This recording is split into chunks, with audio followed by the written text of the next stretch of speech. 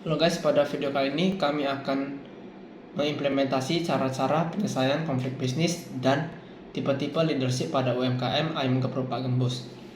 Sebelum kami menjelaskannya, saya akan memperkenalkan anggota saya. Yang pertama dari saya Andrew dengan PM 2041255. Yang kedua adalah Frentio dengan NPM 2041275. Yang ketiga adalah Tiana dengan NPM 2041281. Dan yang terakhir adalah Wilson dengan NPM 2041285. Halo semua, perkenalkan nama saya Frentio, NPM 2041275. Nama saya Tiana. Halo semuanya, perkenalkan nama saya Wilson, NPM 2041285. Nah, sekarang saya akan menjelaskan mengenai konflik. Konflik adalah pertentangan antara dua pihak atau lebih yang dikarenakan memiliki ide atau tujuan yang berbeda. Nah, setiap perusahaan itu pasti akan terjadi konflik. Namun, konflik ini antara besar atau kecil saja. Sebenarnya, konflik ini dapat menghambat pencapaian tujuan perusahaan.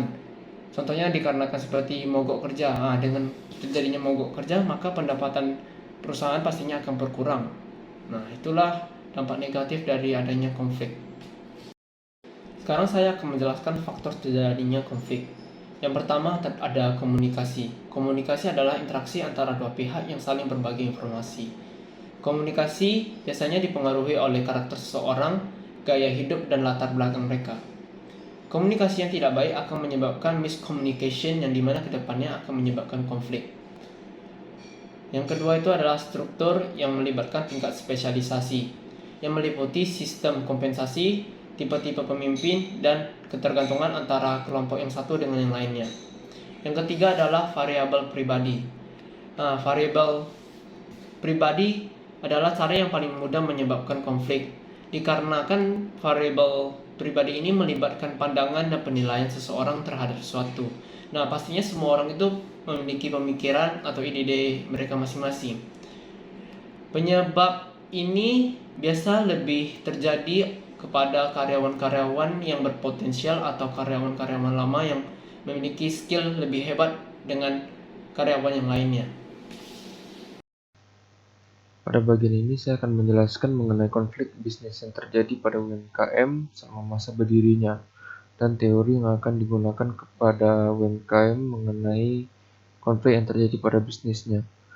Konflik yang terjadi tersebut diantaranya adalah kekurangan dalam UMKM untuk melayani customer yang ada, seperti kurangnya cetak bicara dan yang lainnya, serta kurangnya dalam menyajikan makanan yang menarik untuk pelanggannya, serta teori kepemimpinan yang direkomendasikan kepada mereka adalah situasional, di mana pemimpin harus menggunakan gaya pemimpinnya yang diperlukan ketika menghadapi keadaan tertentu, sehingga tidak memaksakan anggota timnya untuk mengikuti gaya kepemimpinannya. Selanjutnya, Six Emotional Leadership Style. Six Emotional Leadership Style ini dibagi menjadi 6. Yang pertama ada Visionary Leader. Jenis pemimpin bervisi ini memiliki kebiasaan dalam memberikan motivasi atau dorongan kepada pekerja untuk mencapai tujuan yang telah ditentukan. Dan pada umumnya, pemimpin ini akan memberikan pemberitahuan kepada bawahan mengenai sampai mana yang harus dicapai, namun tidak akan memberikan cara untuk mencapai tujuan tersebut. Jenis pemimpin ini akan cocok untuk usaha atau organisasi yang ingin mengubah atau membuat visi dan tujuan baru untuk perusahaan. Yang kedua, the coaching leader. Pemimpin ini merupakan pemimpin yang dapat melakukan koordinasi dan pengaitan antara tujuan personal dengan tujuan organisasi. Jenis ini memiliki kebiasaan untuk melakukan komunikasi yang baik dengan bawahan dan akan memahami tujuan mereka dengan perusahaan. Dengan pemimpin yang bersifat coaching, akan memberikan kenyamanan, motivasi, dan kepercayaan dari bawahan karena telah melakukan pendekatan melalui komunikasi. Yang ketiga, the affiliative leader. Jenis pemimpin dengan afiliasi akan membudidayakan kebersamaan dalam suatu organisasi dengan memenuhi kebutuhan emosional, yaitu lingkungan kerja dan rekan kerja merupakan perhatian dari jenis pemimpin ini. Jenis pemimpin ini cocok untuk suatu lingkungan yang memiliki konflik karena mereka akan melakukan penyatuan pekerja dan mencari solusi dari sebuah konflik. Yang keempat, the democratic leader. Jenis pemimpin ini memiliki konsep demokratis dalam mengelola timnya, dan pada umumnya, pemimpin ini cenderung menyelesaikan atau mengelola timnya dengan cara melakukan kolaborasi. Pemimpin ini akan mendengar masukan atau informasi dari anggota tim, daripada memberikan arahannya langsung. Karakter democratic leader yakni cenderung melibatkan seluruh tim dalam memberikan ide, keputusan, ataupun solusi. Yang kelima, the pace setting leader. Jenis pemimpin akan lebih mengarah kepada perfeksionis. Pemimpin ini akan fokus terhadap kinerja dan pencapaian anggota, karena selalu ingin mencapai tujuan yang telah ditentukan. Karakter pace setting leader merupakan karakter yang berfokus terhadap standar performa tinggi, memiliki standar tinggi, dan akan melatih anggotanya untuk mencapai efektivitas yang tinggi dan memberikan motivasi kepada tim. Selanjutnya yang terakhir, the commanding leader. Jenis pemimpin yang bersifat pemerintah dan memiliki kriteria yang ketat. Pimpinan ini dapat diimplementasikan ke dalam situasi kritis, memiliki pekerjaan yang tidak melaksanakan pekerjaan yang baik, dan melakukan pengembangan terhadap perubahan. Karakter commanding leader adalah cenderung suka mengatur dengan kriteria atau standar yang ketat dan bersikap waspada, dapat mengambil keputusan dalam tekanan, dan memberikan perintah secara tegas. 8 Step to Successful Change.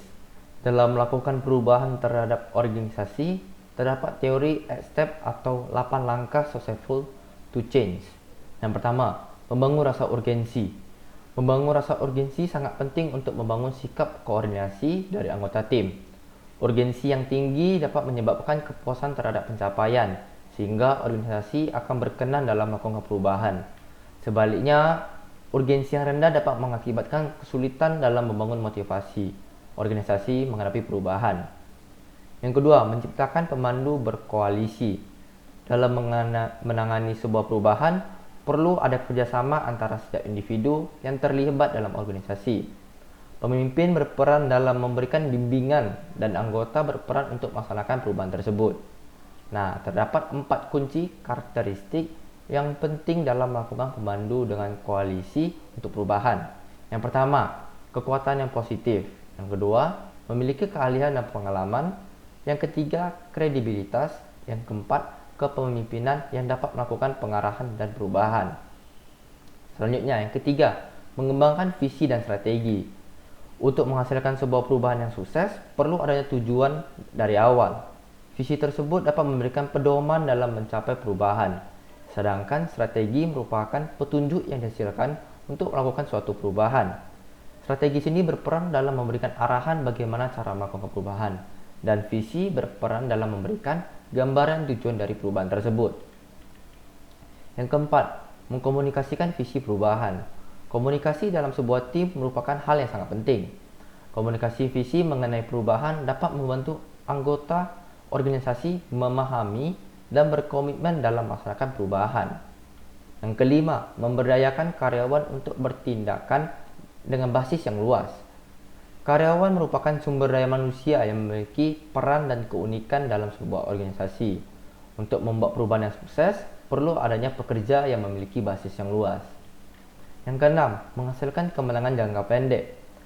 Untuk menghasilkan kemenangan dalam perubahan, perlu adanya pengembangan performa dan kinerja yang baik. Untuk menghasilkan perubahan yang baik, perlu adanya tindakan yang menghasilkan kemenangan jangka pendek. Yang ketujuh, mengkonsolidasi keuntungan dan menghasilkan lebih banyak perubahan. Dengan adanya hasil kemenangan atau kesuksesan dalam perubahan jangka pendek, perusahaan perlu merancang perubahan baru untuk kedepannya. Perubahan sukses untuk jangka panjang adalah hal yang paling penting diharapkan saat melakukan perubahan terhadap perusahaan. Nah, yang terakhir, yang ke-8, melakukan pendekatan baru dalam budaya. Pendekatan merupakan aksi yang dilakukan dalam menghasilkan suatu perubahan baru melalui pendekatan budaya. Sebuah perubahan dipengaruhi oleh perkembangan zaman dan budaya. Maka dengan melakukan pendekatan terhadap budaya dapat mempermudah kesuksesan perubahan. Nama saya Tiana, selanjutnya saya akan membahas mengenai hasil pembahasan dan analisa. Nah, dalam hasil pembahasan ini kita akan membahas mengenai beberapa hasil yang kita analisa berdasarkan pengumpulan yang kita lakukan, informasi dan data yang kita lakukan, yaitu yang interview, kuesioner daring. Nah, selanjutnya yang kita bahas yang pertama yaitu menganalisa konflik dan manajemen konflik. Konflik yang terdapat dalam UMKM ini selama 3 tahun terakhir yang menjadi mungkin konflik yang diingat oleh narasumber kita. Yang pertama yaitu mengenai rendahnya kualitas pelayanan pada awal-awal berdirinya UMKM ini. Terdapat beberapa kekurangan yaitu di bagian pelayanan, karena pelayanan ini merupakan hal yang penting untuk usaha yang bergerak di bidang makanan dan minuman. Karena UMKM ini bukan cuma menjual makanan dan minuman saja, mereka juga akan menampilkan pelayanan mereka kepada customer. Nah, customer dapat menilai apakah pelayanan tersebut baik apa tidak, sesuai ekspektasi atau tidak. Jika tidak sesuai dengan ekspektasinya, dia bakal merasa, ih kok saya dilayani dengan begini ya, kok begini ya pelayannya.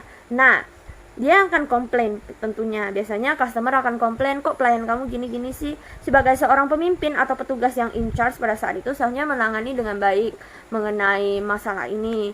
Nah, jika tidak ditangani dengan baik, dapat mengakibatkan kerugian terhadap UMKM.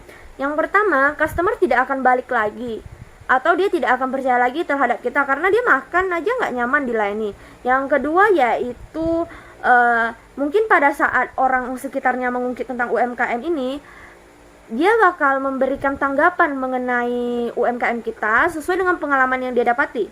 Jika pelayanan yang kita sajikan, jika pelayanan kita berikan tidak baik, otomatis dia bakal bilang juga. Dan orang yang mendengar akan menyaring dan kemudian dapat mengakibatkan dia tidak datang untuk membeli produk kita. Nah, jika dibiarkan secara terus-menerus dan tidak ditangani dengan baik oleh pemimpin, dapat mengakibatkan kerugian terhadap UMKM karena dia bersifat eksternal, melibatkan customer dan pihak UMKM. Nah, konflik ini berjenis konstruktif dan butuh metode penanganan yang bernama positive problem solving. Nah, nanti akan kita jelasi mengenai positive problem solving ini. Nah, untuk konflik kedua dia bersifat eksternal juga, yaitu makanan yang dia dapati tidak sesuai dengan foto yang ada di media sosial atau media-media lainnya yang melakukan pemasaran. Nah, biasanya kan untuk foto kan bakal dipercantikkan oleh pihak penjual untuk menarik perhatian para customer. Nah, tentunya customer bakal merasa kalau produk yang disajikan sangat jauh dari produk yang ada di foto, mungkin akan terjadi sedikit kekecewaan antara customer. Nah, customer mungkin akan bilang, kenapa sih fotonya makanannya tidak sesuai dengan foto, atau kenapa sih sambalnya lebih kelihatan banyak di foto padahal dikasihnya cuma sedikit. Nah, ini walaupun hal yang mungkin sering ditemui di usaha-usaha makanan dan kadang tidak ditangani dengan baik, ini dapat mengakibatkan kerugian walaupun mungkin tidak terlihat langsung impact-nya, karena customer akan menimbulkan ketidakpercayaan terhadap UMKM kita atau produk yang kita pasarkan. Nah, jika tidak ditangani, dia bakal komplain. Nah, dari komplain tersebut jika tidak ditangani dan ditanggapi dengan baik oleh pemimpin, tentunya dia tidak akan percaya lagi dan tidak akan balik lagi untuk memakan produk kita. Dan yang solusi yang dapat diambil oleh seorang pemimpin, yang pertama, mungkin dia akan melakukan improvisasi melalui foto ataupun makanan. Antara makanan yang disajikan lebih dipercantikkan sesuai foto, atau yang kedua yaitu tidak terlalu memperfectkan foto agar ekspektasi customer tidak setinggi itu. Dan yang ketiga, yang ini biasa dilakukan oleh beberapa usaha makanan UMKM ya, yaitu di foto mereka melabelkan foto hanya merupakan ilustrasi. Nah, itu akan merimain customer kita bahwa mungkin makanan yang mereka dapatkan tidak bakal seperfect ini.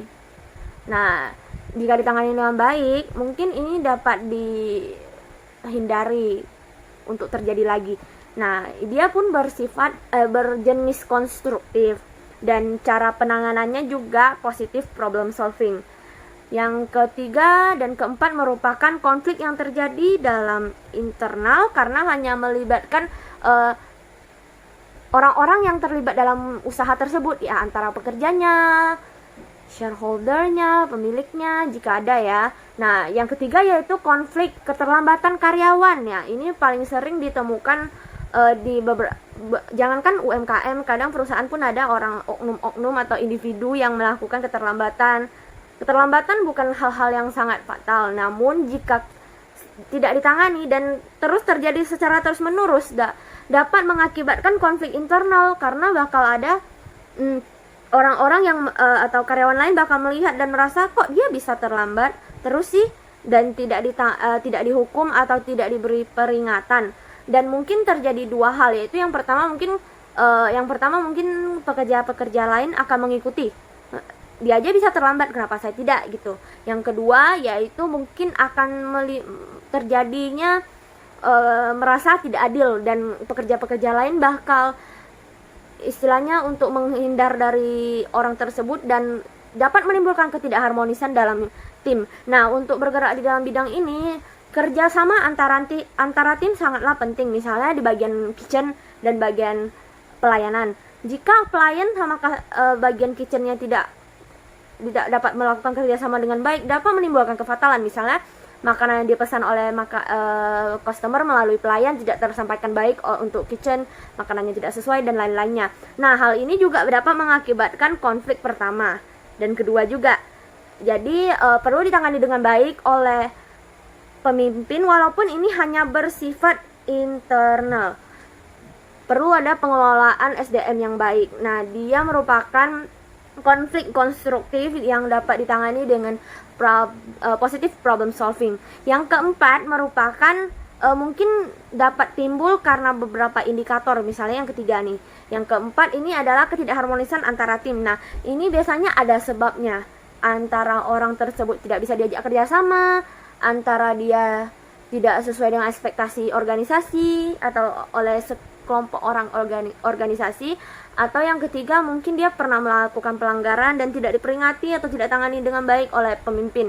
Nah, ketidakharmonisan ini sangat bahaya untuk sebuah usaha yang perlu kerjasama antara setiap tim.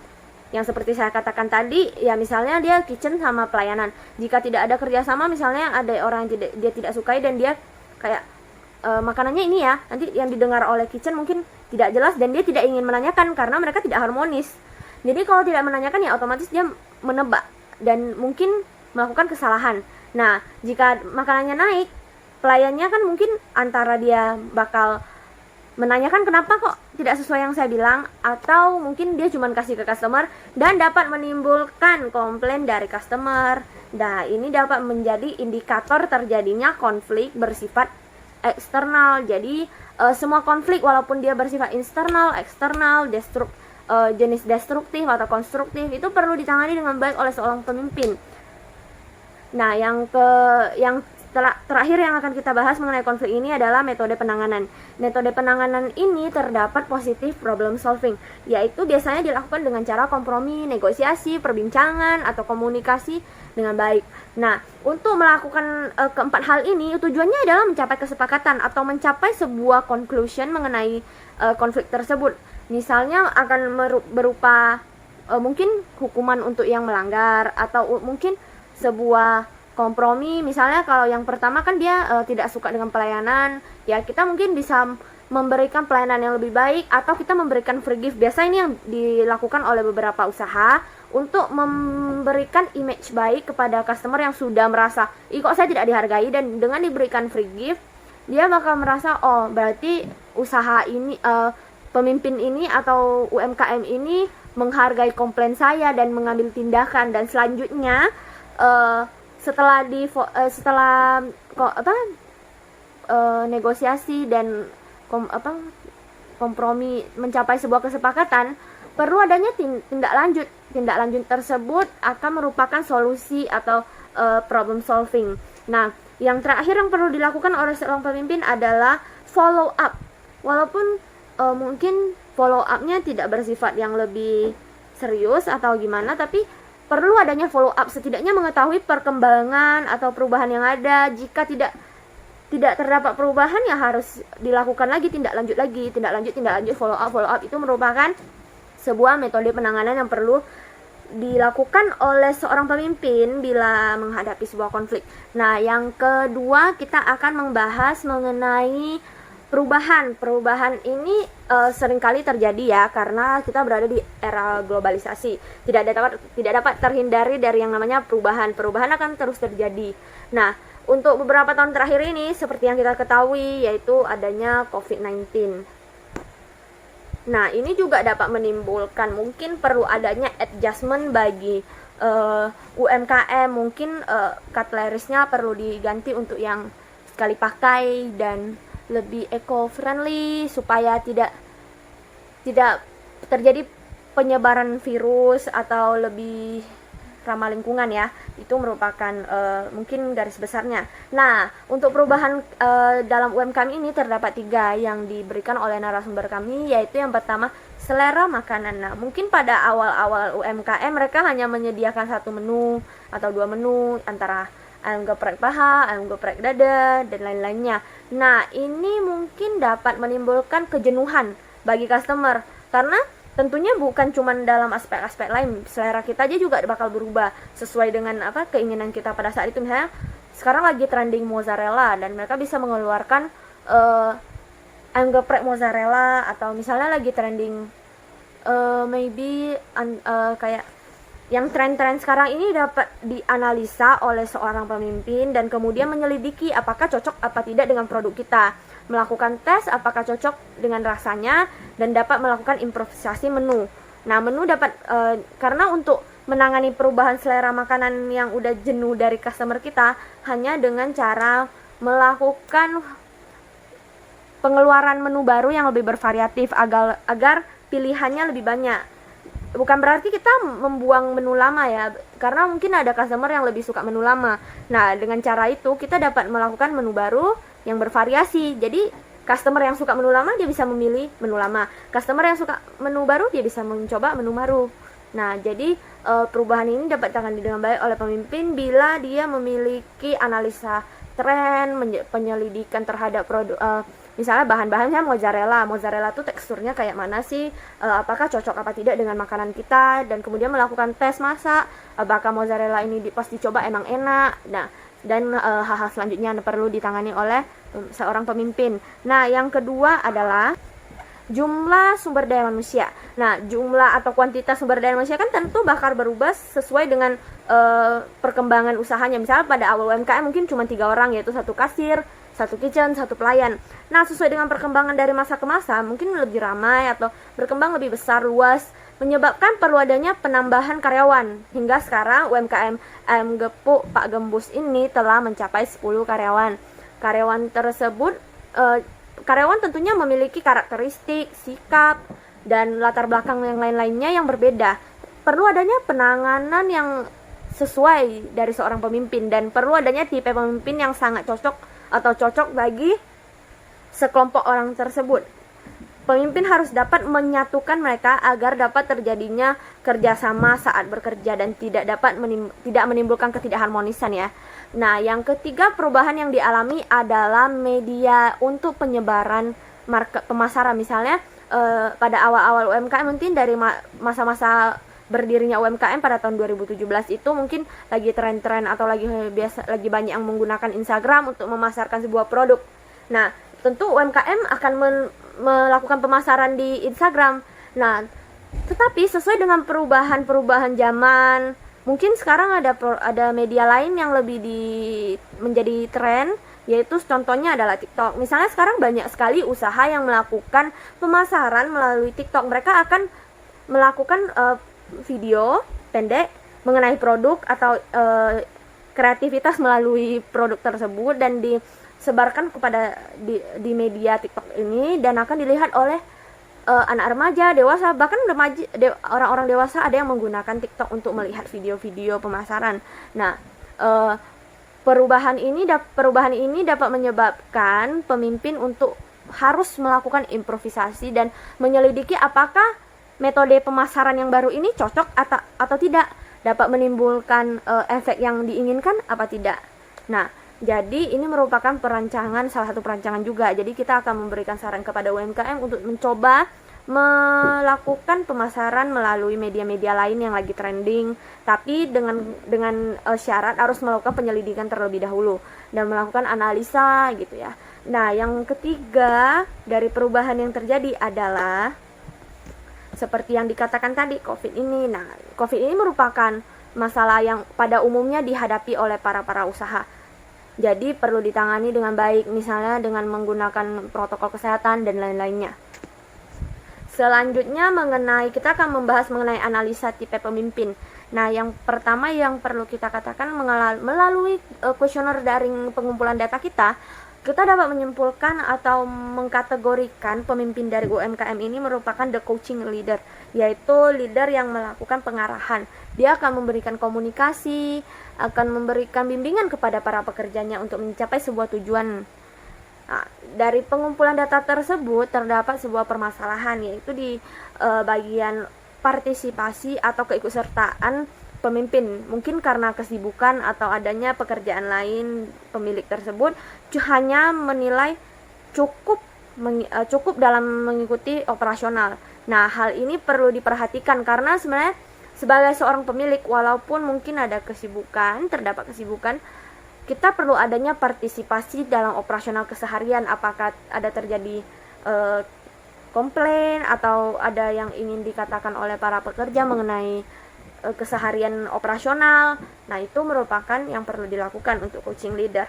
Nah, sesuai dengan perencanaan kami dapat memberikan sebuah tipe yang mungkin lebih cocok untuk pemilik UMKM, bisa dipertimbangkan untuk mencoba menjadi tipe pemimpin, yaitu affiliative leader, yaitu pemimpin yang lebih mengutamakan kebersamaan. Dia lebih blend in di dalam organisasi tersebut. Dia tidak akan cuman berperan sebagai seorang leader, dia juga bakal berperan sebagai seorang partner. Nah, dia the affiliative leader ini lebih bersifat menjaga kebersamaan, keharmonisan, dan kesatuan dari organisasi tersebut dan lebih terlibat, dan dia lebih mengikuti operasional. Sebenarnya dari dua tipe ini, yang dari the coaching leader ataupun the affiliative leader, mereka memiliki sedikit persamaan, yaitu dua-duanya merupakan tipe pemimpin yang baik. Namun untuk beberapa UMKM atau beberapa usaha yang masih belum bersifat lebih besar atau belum bersifat perusahaan besar, perlu adanya leader yang lebih affiliative, yaitu yang lebih blends into the pekerja. Dengan begini, the affiliative leader ini akan lebih memahami setiap individu, karena pekerjanya masih belum banyak ya. Ini dalam persyaratan kalau masih UMKM, mungkin yang lebih cocok itu affiliative, karena dia lebih memahami setiap individu pekerja dan dapat melakukan pelatihan atau dapat melakukan penanganan jika ada konflik untuk para pekerja. Nah, tipe affiliative leader ini cukup cocok untuk UMKM ini, bisa dipertimbangkan oleh pemilik UMKM. Nah, yang terakhir adalah hasil decision making. Nah, dalam teori-teori sebelumnya menjelaskan mengenai 8 steps of successful change, yaitu adanya 8 langkah-langkah yang perlu diikuti untuk mencapai sebuah perubahan yang baik. Nah, dalam penanganan konflik, perubahan, keseharian dari operasional UMKM ataupun lain-lainnya, itu perlu adanya tipe pemimpin yang cocok. Karena jika ada pemimpin yang cocok, berarti mereka akan mengarahkan pekerja-pekerja kepada tujuan usaha dengan lebih cepat, lebih efisien, dan lebih efektif. Selanjutnya yaitu kita akan ke dalam kesimpulan, yaitu yang terakhir ya, kesimpulan dan saran. Nah, kesimpulan kita dapati bisa dilihat dari hasil pembahasan bahwa ada beberapa konflik, meliputi rendahnya kualitas pelayanan, meliputi makanan tidak sesuai dengan foto, dan konflik keterlambatan pekerja ataupun konflik terakhir yaitu ketidakharmonisan antara pekerja. Nah, perubahan-perubahan ini juga banyak, yaitu yang pertama seperti selera makanan yang selalu berubah atau mungkin tidak berubah tapi ingin mencoba hal yang baru ya. Yang kedua yaitu perubahan seperti jumlah sumber daya manusia yang berkurang atau bertambah, perlu adanya adjustment dong dari seorang pemimpin untuk cara mengelolanya. Nah, yang ketiga yaitu sesuai dengan media, misalnya media yang lagi trending ini. Nah, bisakah melakukan pemasaran melalui ini media ini, apakah dapat menimbulkan impact yang positif sesuai dengan keinginan kita. Nah, yang terakhir yaitu kesimpulan kami dapati adalah dari berbagai kuesioner, dari berbagai cara interview, pemimpin UMKM ini merupakan the coaching leader, yaitu pemimpin yang mengarahkan atau memimpin. Nah, pemimpin jenis tipe ini sangat baik, bukannya tidak baik, namun kita akan menyarankan kepada UMKM untuk mencoba menggunakan tipe pemimpin affiliative leader karena dapat lebih memahami setiap pekerja, karena pekerjanya masih di dalam ruang lingkup yang mungkin dapat ditangani.